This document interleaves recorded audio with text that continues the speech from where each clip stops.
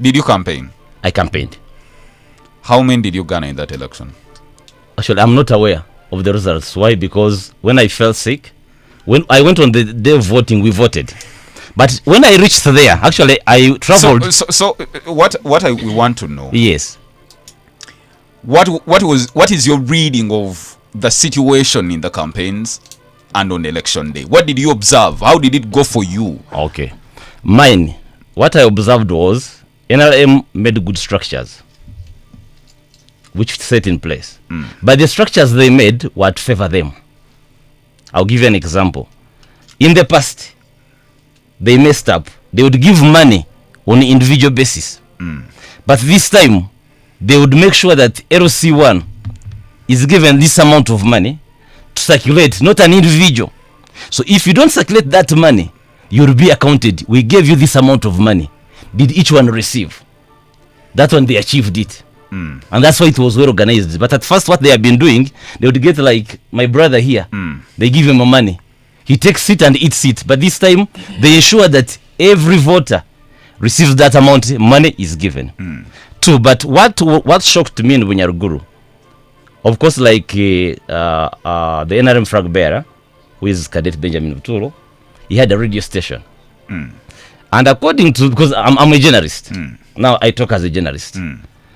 If you are into elections and the Electoral Commission says this day, no more campaigns, and the radio station goes on for campaigns, that is a penalty. So Bunyaruguru FM is owned by Cadet Benjamin Buturo. Rubiri's FM is owned by Engineer Tamuhira. Now, most of the politicians in Uganda are now using the radio because it is the ears and the eyes of the public. Any information that comes on the radio, to the readers, I mean to the listeners, they know it's true even if it's a lie. So all the programs that Bunyaruguru FM had, they would tarnish the name of others. We have all those evidences. But me, what happened with me is when I fell sick, because when we started, we were 6 aspirants. And we had 60 days of campaigns. And we had 6 constituencies. So when we sat in the EC wall, the Twinamasko guided us and said, what do you do? Suggest yourselves. We said, since there are 60 days, 10 days, let each have 10 days. You go to one sub-county, you finish it, and you go. And it helped us because of, sometimes it rains. There are some roads that are impassable in Bunyaruguru and the national park. So my last campaign was in Katunguru sub-county. There's Chisenyi, there is Kazinga, there's Katungu, and Kasenyi.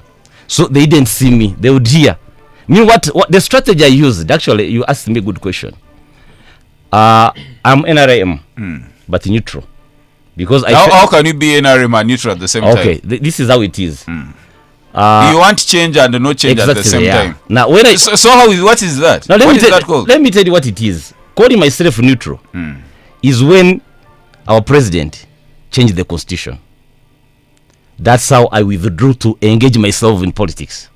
But you just stood in an election. That is political. What I'm saying is this. When you are neutral, it means you speak the truth. That's what I'm meaning. I cannot talk here about NRM. No. But when it is the truth, I speak. When it's lies, unless unlike my friend Ofonopondo, he can speak anything, whatever he's told to do. But yet he knows when you finish like the talk show and say, Ofonopondo, what you said, he said, well, that is NRM, just leave. So my issue is this. Now, when I didn't go to that sub-county, it means that no one knows me in Katunguru because I didn't use my 10 days of campaigns. So we stopped on Tuesday campaigns. But I can assure you, Honorable Kadeti continued campaigning, and we have all the evidence. Yeah, that's me. Actually, what I invested in Bunyaruguru, I invested in journalism. Now, Wednesday was the day of relaxation, but money was circulating, and I know all the people are giving money, and I have all the clips. Then Thursday was the day of voting. Now I vote from my polling station is Kasarara.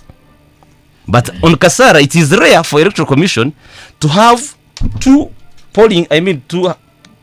they have polling stations in one place. That happens. Yeah, it happened at ours. But it happens even across the country. So, For example, I vote from Nyamitiobola. Yes. Nyamitiobola, the pitch has several polling stations, Yes. about 6, 7. Yeah. About that. So what happened was, upon reaching, a cousin of mine whom I know was giving money. So they would tell you, we give you 10,000.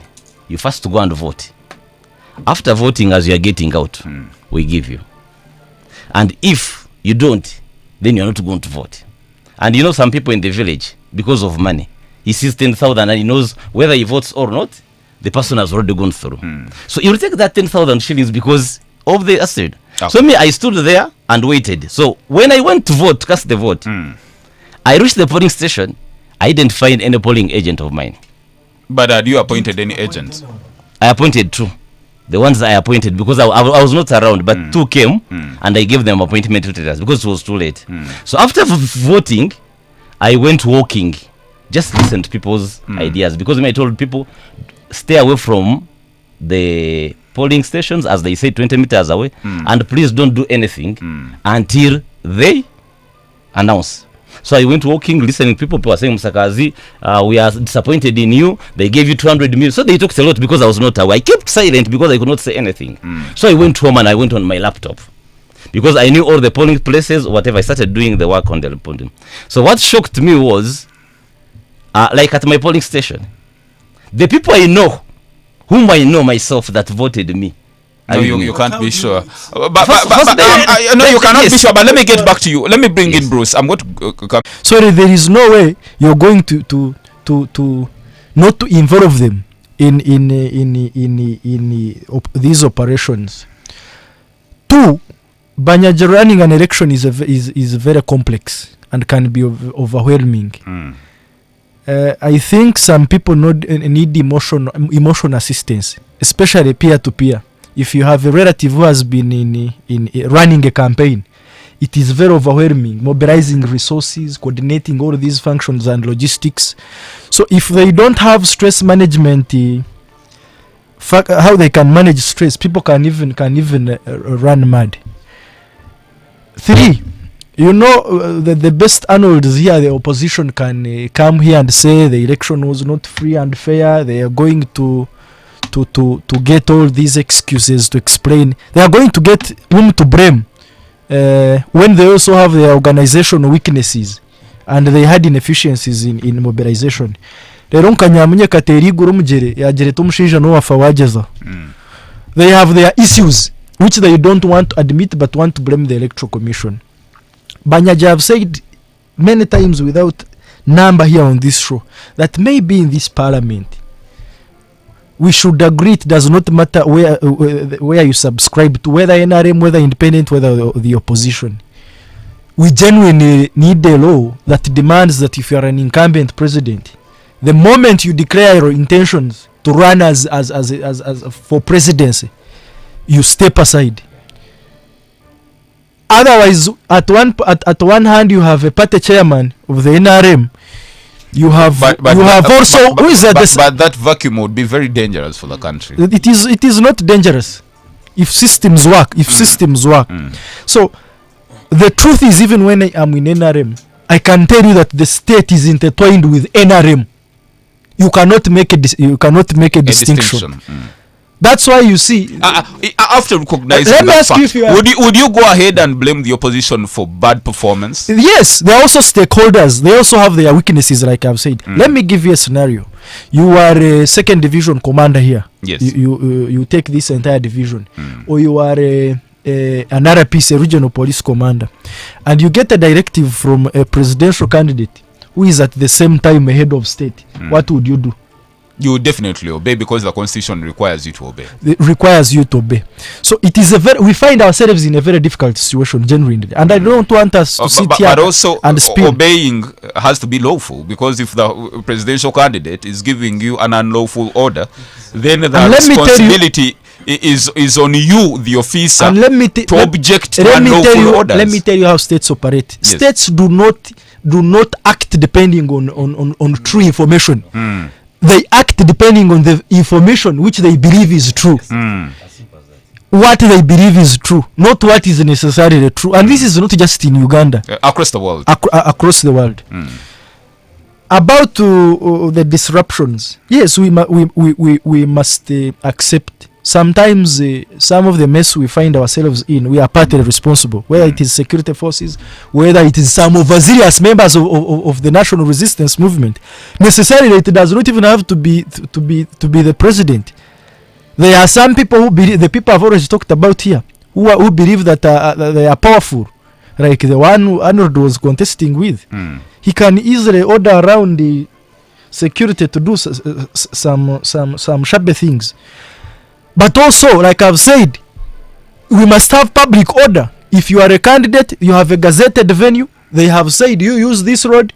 The moment you want to become disorderly, your people are breaking into cars and taking people's phones, security is going to intervene.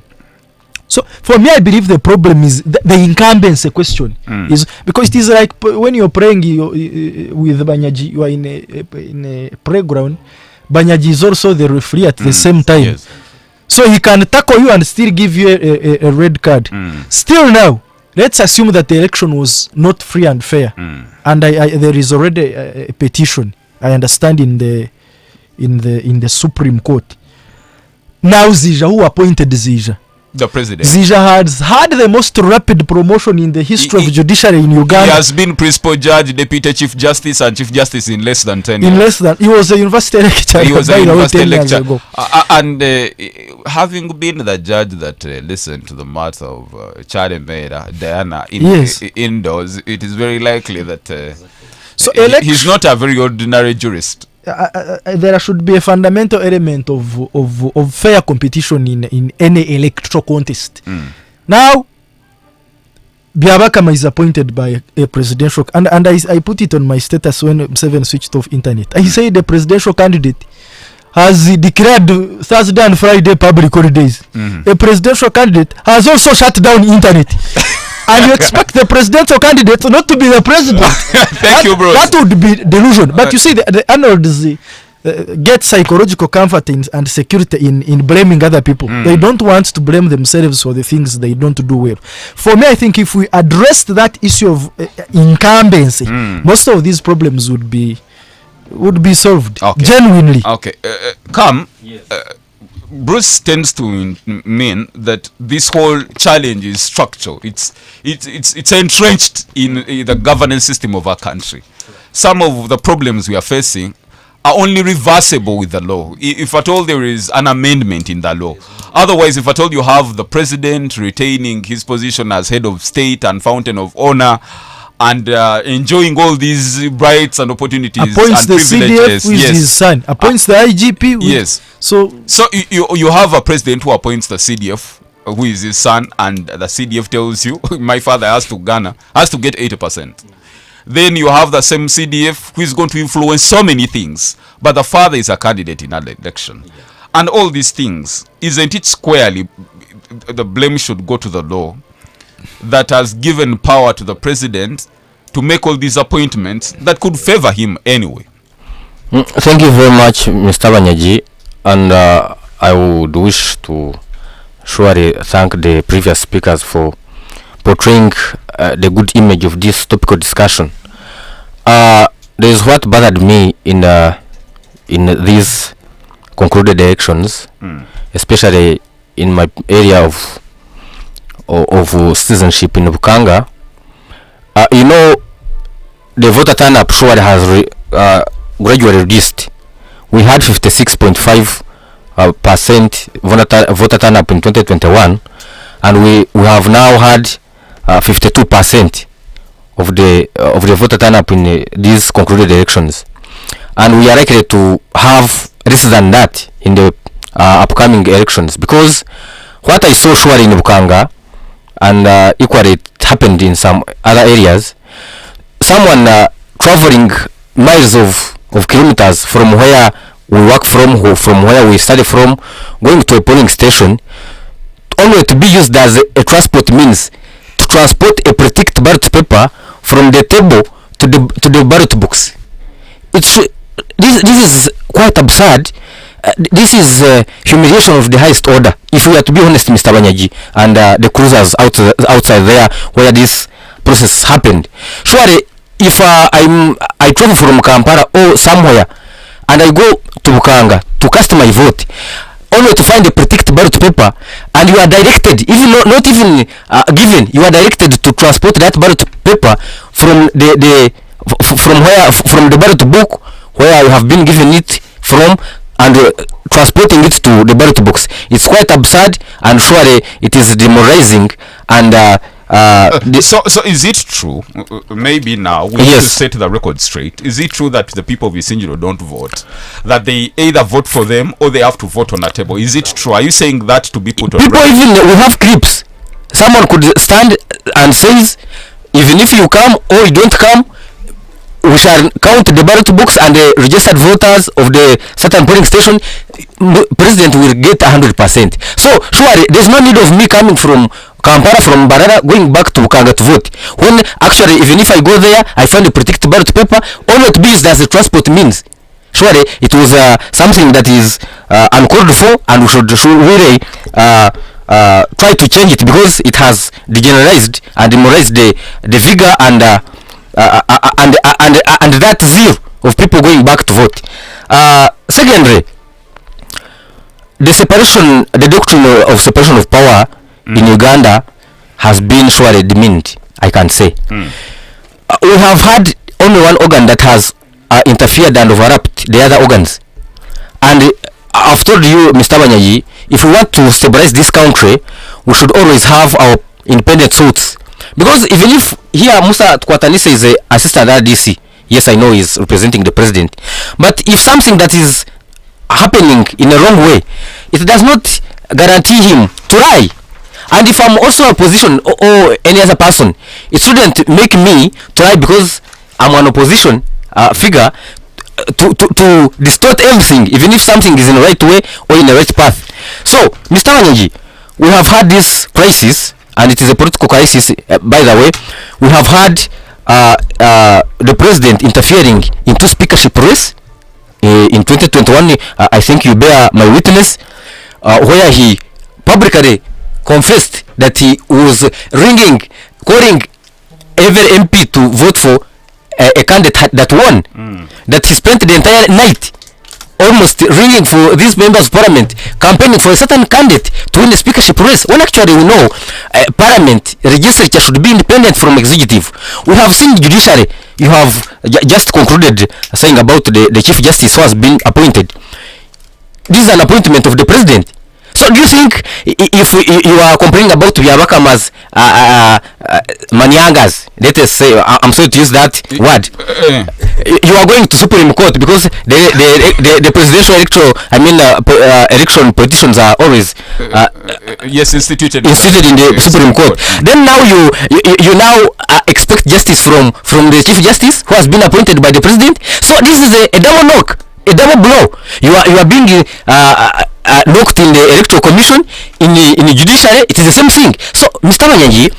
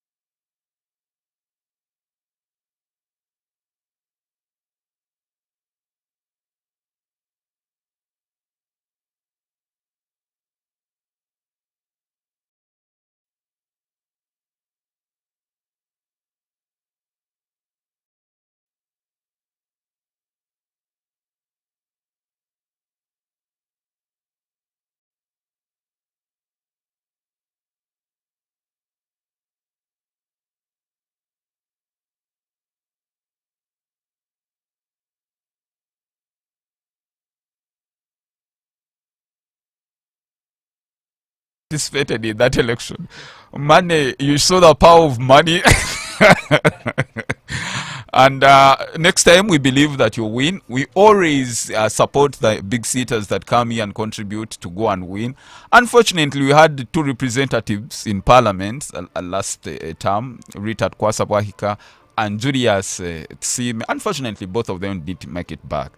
But we are hoping for the best. Let me pick a bit of more calls before I get back to the RDC and the rest of the team. On 752-912-912 and 0780912910. We are sorry, on Crooze TV the sound was a bit bad. We are working on it, and it will be restored anytime soon. On 752-912-912 and 780-912-910. Teacher Benson Agaba, Elishori Akashari, you're saying surely the government should stop this kind of election. We are soon becoming North Korea.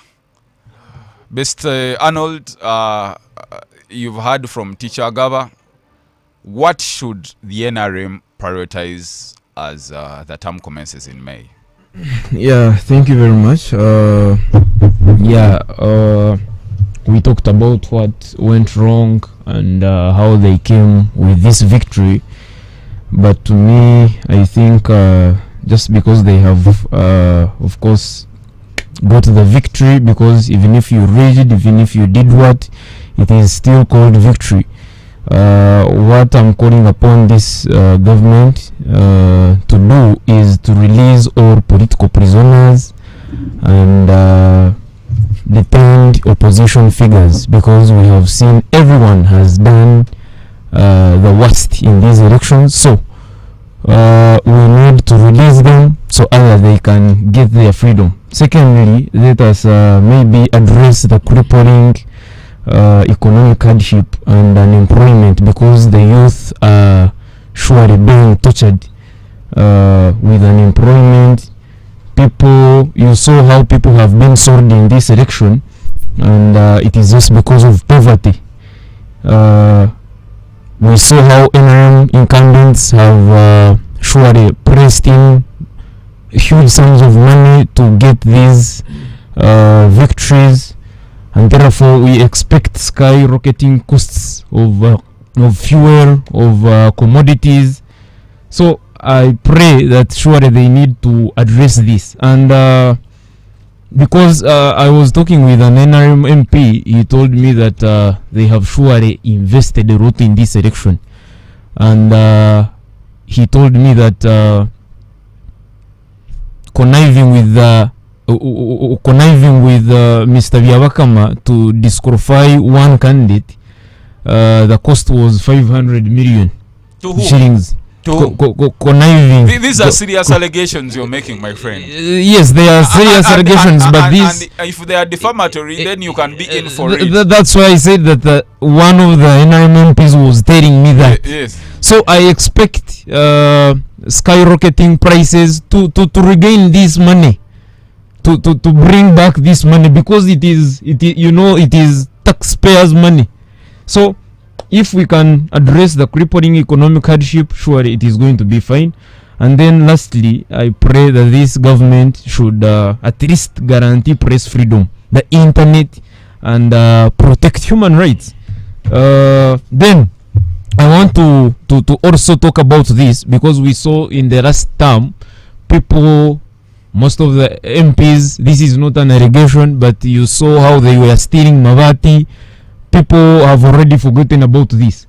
It was a new government. In fact, what I can put to you, Yes. did you expect that Ugandans at least would vote to say, if Dr. Besigye is in jail, then let's vote and make our voice heard through the ballot? We didn't see that. When there were scandals in parliament, we thought Ugandans would say, let's vote because this mess we saw in parliament, we need to change. We didn't see that. And so is it a problem that Ugandans forget so quickly? It is not that. What is it? It is not that. But then Ugandans don't forget easily, because I'm a Ugandan and I've pressed this issue that happened last time. I haven't forgotten. But intimidation is okay. Abduction because if they have abducted Dr. Kano Chiza because he was not arrested, he was abducted from Kenya and arrested, and how they have treated him, surely what do you expect of me? A commoner. So there is a lot of intimidation. We talked about RDCs participating in this election. Yes, it is very fine to participate in an election, but how? What is the role of the RDC in the election? Is it taking ballots? Is it stopping Ugandans to do secret ballot? What is their role? So the role for me, the issue is the role they did and performed in this election. It is not them coming and participating, but what they did was very bad. Okay. And if it is coming from the general, because I saw his state that he stated that Museveni is going to get 80%, and thereafter he mentioned that people should vote and go home. So if the RDCs are borrowing a leaf from the commander, surely it is very bad and dangerous. Lastly, I pray that this government should prioritize.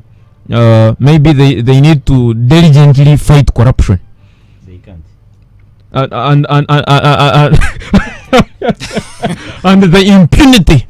And I pray that maybe the president should look onto pressing down Mr. Byabakama, because he has failed completely. Failed, not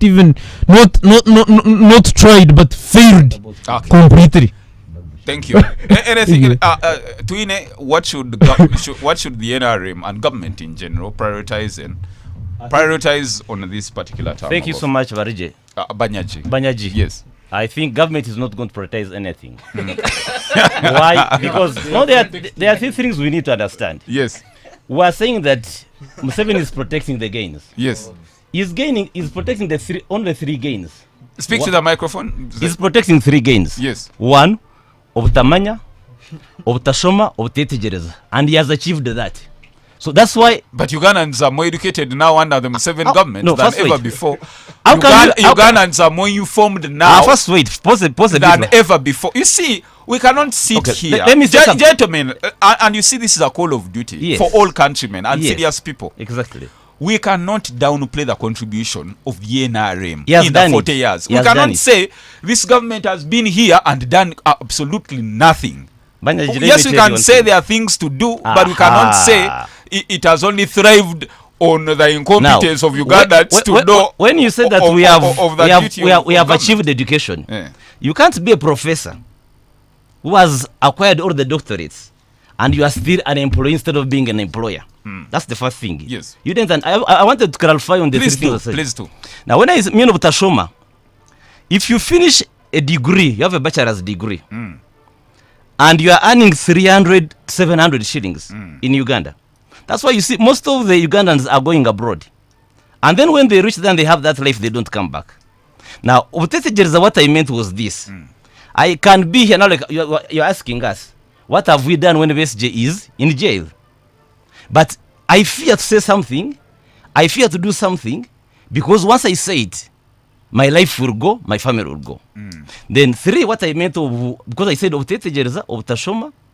Then now with NRM as a party, NRM as a party is based on triple O. Could be Shuba telling lies. This man said he's NRM. Yes, yeah, I'm NRM, yes. Let me speak. You people, you speak. Let me, yes. We are based on three. As NRM. Yes. Okubiye Shuba telling lies, that's what we know, and we have achieved it. Two, Okwita killing. Yes. And we have achieved it.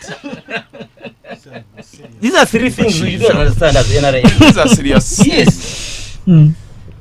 Okuvia, Owisi, Oshoma. Now, once you have three things, let me tell you. Let's allow him. Yeah.